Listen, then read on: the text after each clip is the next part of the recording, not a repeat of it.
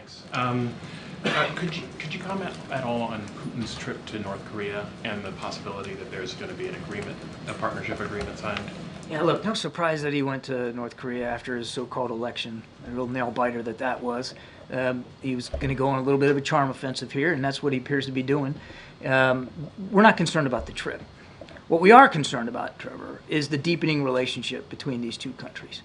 Not just because of the impacts it's going to have on the Ukrainian people, because we know North Korean ballistic missiles are still being used to hit Ukrainian targets, but because there could be some reciprocity here that could affect security on the Korean Peninsula. Now, we haven't seen the parameters of all that right now, certainly haven't seen it come to fruition, but we're certainly going to be watching that very, very closely. And do you have any comments on this apparent collision between the Chinese and the Philippines? In the Philippines, yeah. This is you're talking about the second Thomas Shoal.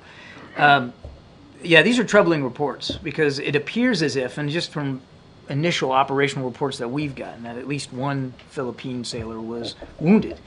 I mean, you talk about collisions and water cannons, and you don't think about the damage that can do to the human body, but let me tell you something, it can.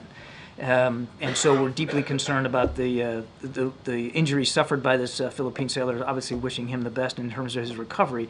But more critically, to your question, this kind of behavior is provocative, it's reckless, it's unnecessary, and it could lead to misunderstandings and miscalculations that could lead to something much bigger and much more violent. It's imperative that the